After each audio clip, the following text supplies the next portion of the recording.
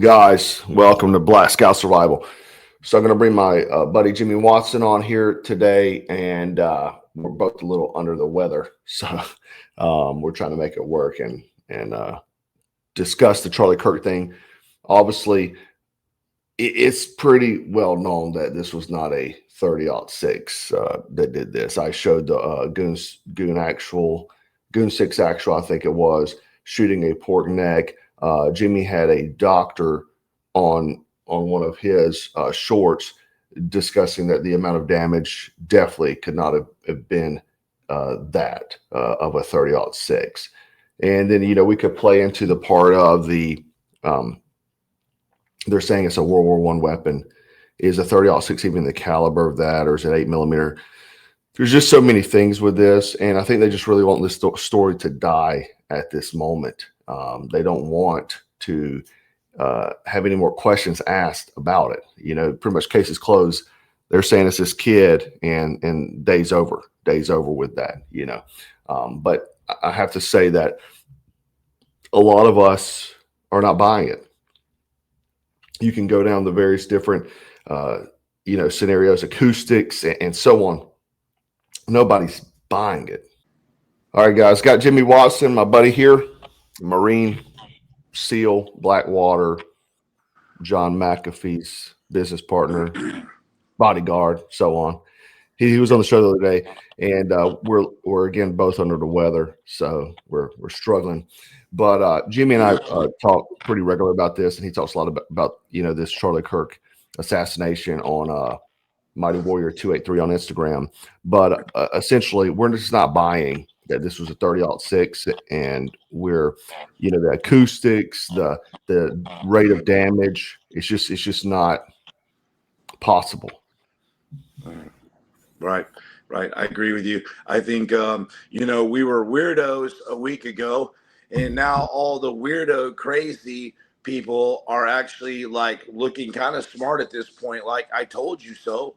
We were saying this from the beginning. My channel, and I know you too probably agree, that we didn't solve this equation. It's just you put 2 and 2 together, and 2 plus 2 doesn't add up to 5 anymore. You know what I mean? Like, it's just out of control. I just heard an interview with Rob O'Neill. He's a friend of mine, and we disagree on some things. But even him, he was like, look, and here's where I disagree with Rob.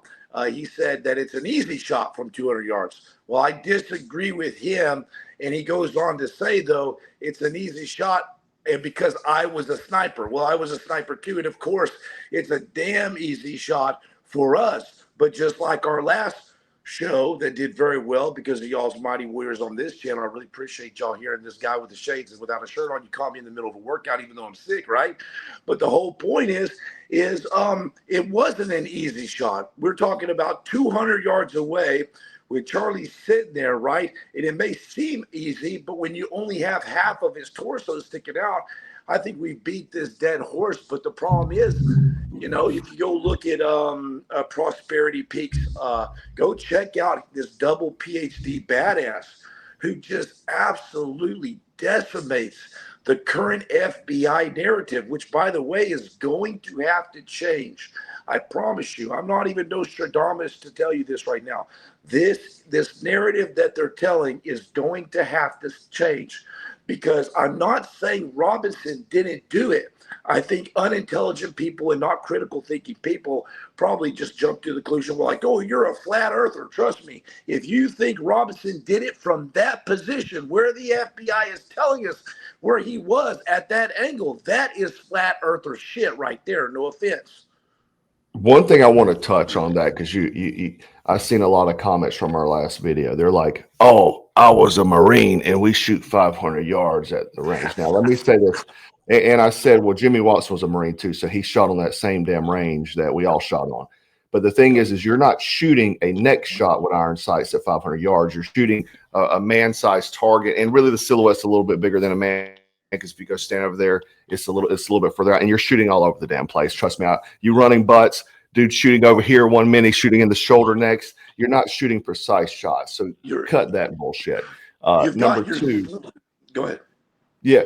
So number two, you're shooting not under stress at all. Okay.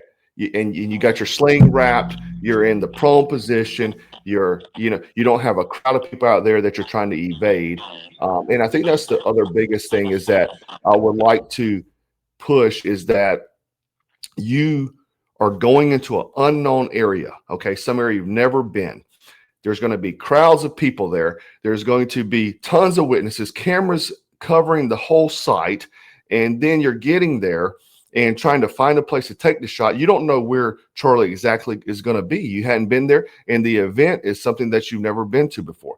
So how can you say that this is an easy thing? Even getting there is difficult. Carrying a 4-foot rifle, because I don't care. They say he broke it down. You're not breaking that rifle down.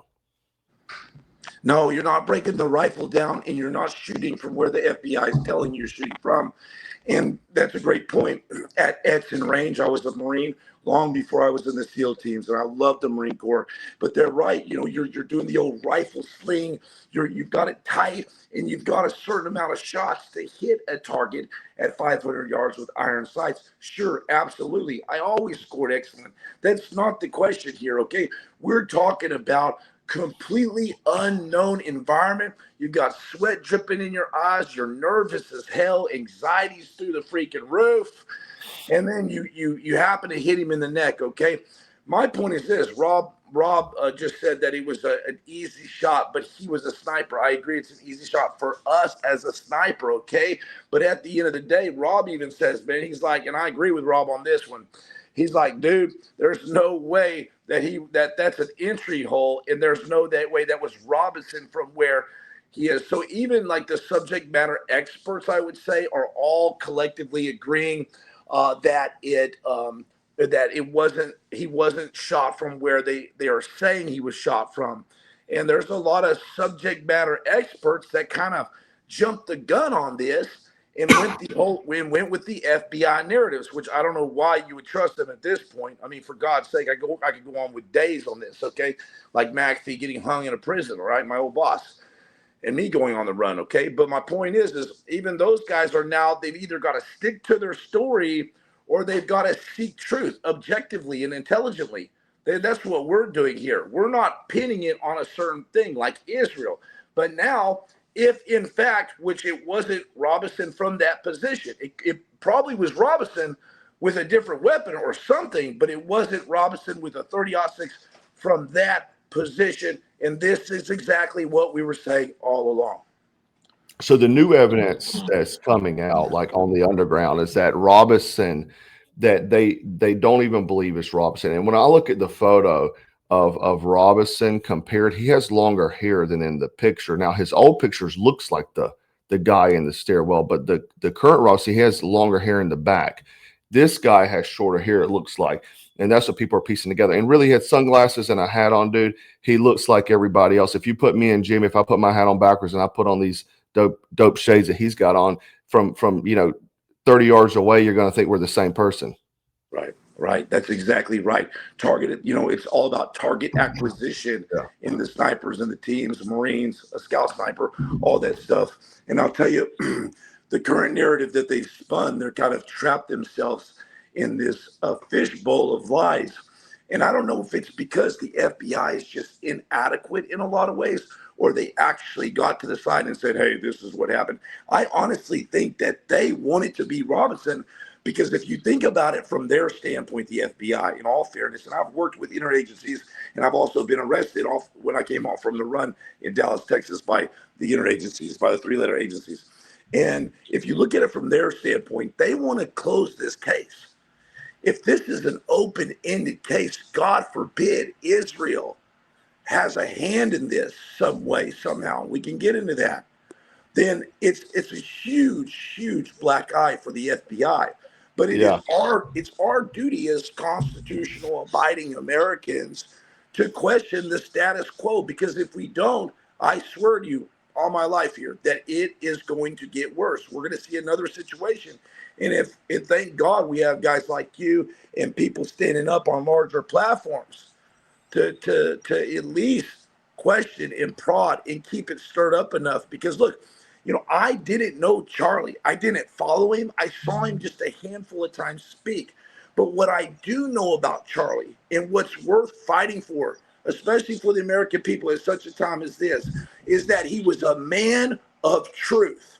Yeah. And that truth implied means keeping our children away from absolute terrible nonsense, PDF files, youth, transgender agendas, all this, keeping prayer at the centerpiece of families.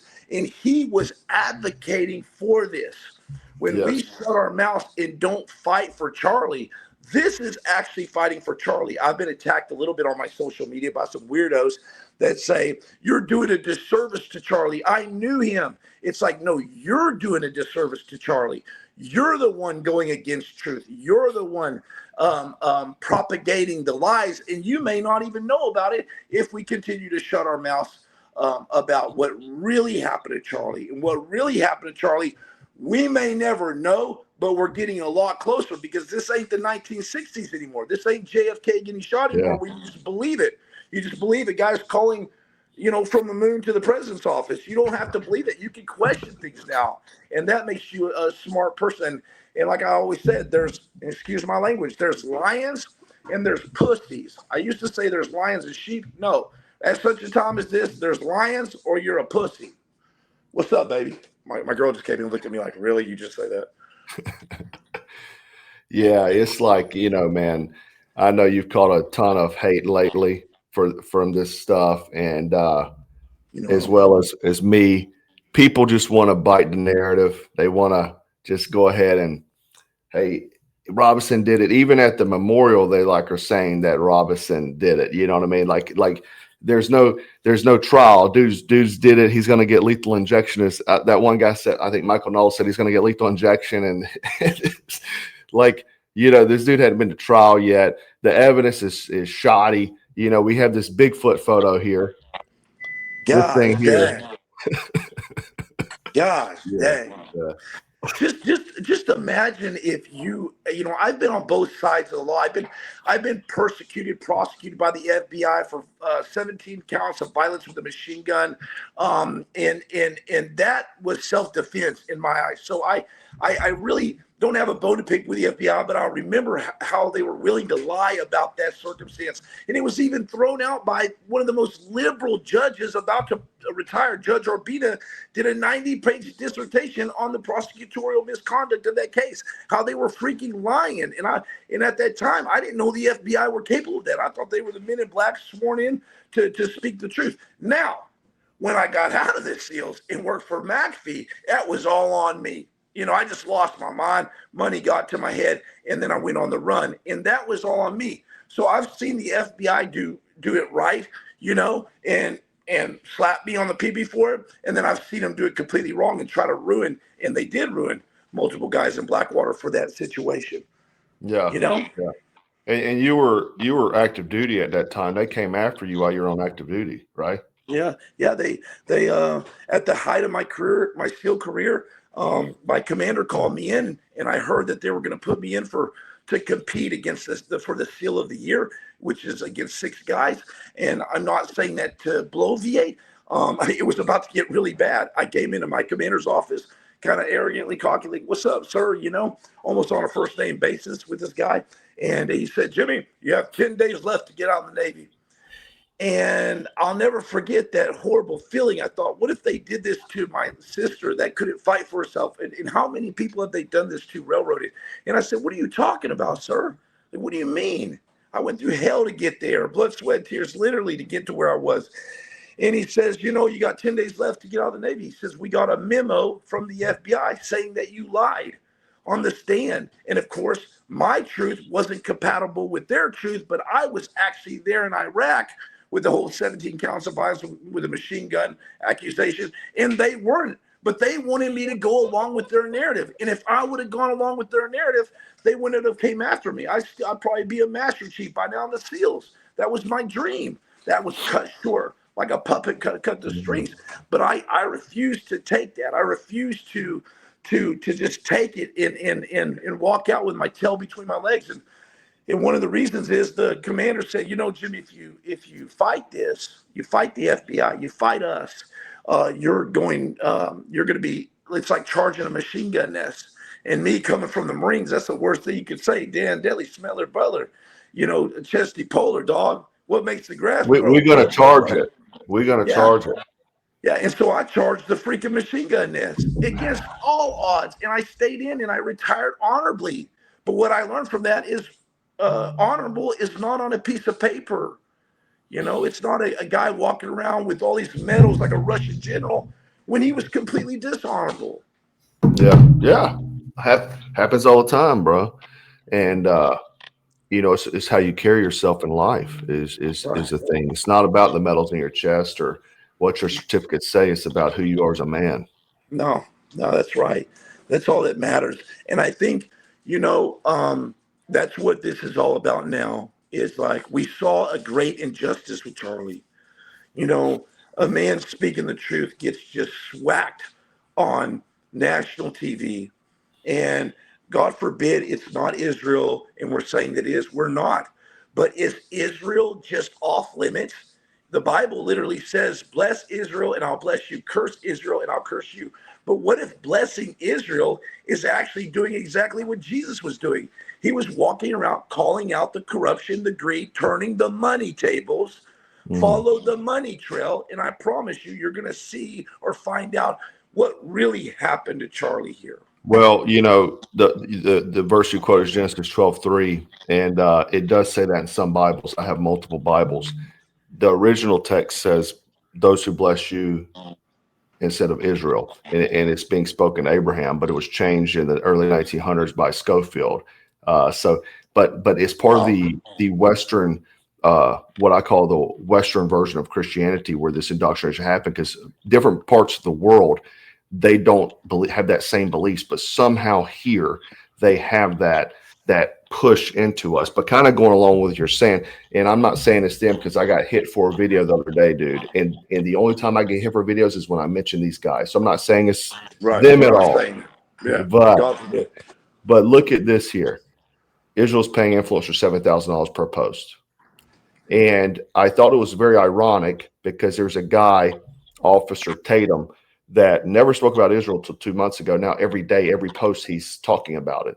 And even people are kind of calling him out, but he then posted here, he said, they're mad at Israel paying influencers. Yeah, it's cool with Qatar doing the same thing, make it make sense. So even he's defending it, almost saying, and I'm not saying he is or isn't, but why would you even defend it? Bro, I had Ukraine hit me up, dude. Ukraine government, Ukraine Media 24 hit me up, I think 2 months ago. I did a video on about it.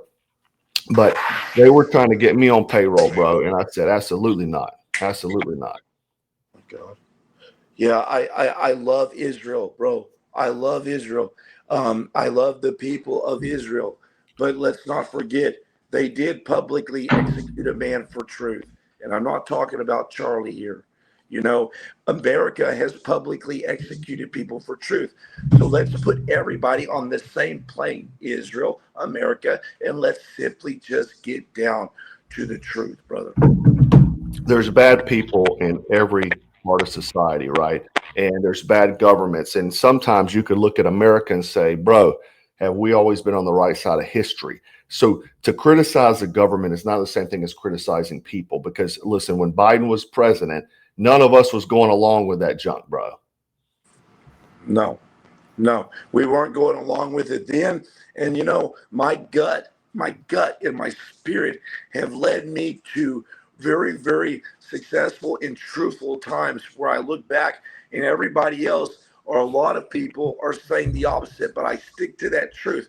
I have been wrong probably more times than I've been right, but in this certain circumstance, something just isn't right.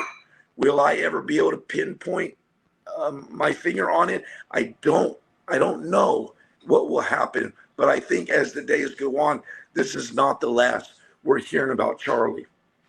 I think it comes down to, I know you preach the same message as I do, is it comes down to what you can control. And a lot of people say, well, what can I do? What can we do to fix the country? What you do is you get as strong as and as healthy as you possibly can, stay strapped up all the time, have that mindset, have the awareness, and protect your family from not just physical threats, but the psychological, and as well as the the psyops propaganda that's going on. One of the reasons, man, you just hit it right on the head, brother. One of the reasons, the main reasons why they come after people of power and influence that are speaking the truth. Like John McAfee had some weird stuff going on in the background, but the guy spoke straight out against the government. He even blasted out on his 1 million follower Twitter X now that he didn't pay his taxes. Okay, I don't agree with that. Totally, but that's what nailed him like Al Capone. But let me tell you something. The reason why McAfee is dead now was found hung in a Spanish prison the day he was being extradited back to America. And if you know anything about prison, which I do, you don't hang yourself the day you're finding out you're leaving that place, even if it's overseas on the big pond to back to America to stay in trial with Jimmy, right? They went after McAfee because of his powerful influence in his control of the people. 75% of McAfee's 1 million Twitter account did exactly what he said, exactly when he said it. Now, right or wrong, that's powerful. So the problem, though, today, brother, and I'm sure you agree with this, is that there's no togetherness. There's no team anymore. We got our own guys hating on each other, jealous or envious or insecurities or just look mad. at the veteran community, dog. Whoa, bro, it's sad. You got guys coming after each other. Thank God the Mighty Warrior Nation has freaking G's, man, up in there, like some of the best SEALs out there and SF guys and everything and Marines. But man, I'll tell you what, there are some really envious people that want to break everything up, and they don't realize that they're wanting to kill themselves, unalive themselves at the end of the day. They hate themselves by not wanting to be a collective, collaborative effort of a family organization, like a real team, because that's power, but there's no unity. So what's going to happen when things really go down? You know, you're going to have you're going to have that divisive group. We need to be a team. Yes, exactly. And I think, we've been preaching that message, man, and hopefully a lot of people hear it. And man, because it's not about hate. It's not. You walk around hating, man, all the time. That sours your soul, dude. It does, man. Forgiveness is key. Letting go, trusting in God's plan today for everybody out there. I was thinking yesterday, no matter how hurt you are, because I talk to a lot of men and women on my channel who need help, no matter how lost you are today, just remember that Jesus is literally with you. He's literally walking beside you in your darkest times. And that was proven to me by way of evidence. 2 guys prayed for me on house arrest at my lowest of lowest, when I thought I was completely lost ship of the night and dead to the world. I just wanted to die. And when these 2 guys prayed for me, they revealed a path to me that I was walking down 5 years earlier. It is not possible for them to know. And that path is the path that I used to scream out at night for God to show up, Jesus to show up in my life. He didn't show up then. He was there. But sometimes he shows up way later in our life, and it all makes sense, man. Absolutely. Well, Jimmy, man, I appreciate you coming on here and discussing these things with me, And sorry, guys, we're not, as hype as usual, but I know, man. My voice is just gone. Yeah, mine too, man. My throat's like I swallowed sandpaper, dude. I don't know. I hear you. But anyway, go follow Jimmy over there at Mighty Warrior 283. Mighty Warrior 283. Thank you so much. Yeah, brother. He's a good man. One of my homies. Go check him out. Give him a follow. He's always got words of wisdom, and he's always digging in as well. Homies for life, man. All right, guys. Stay frosty, stay strapped, and always stay dangerous. Black Scout out.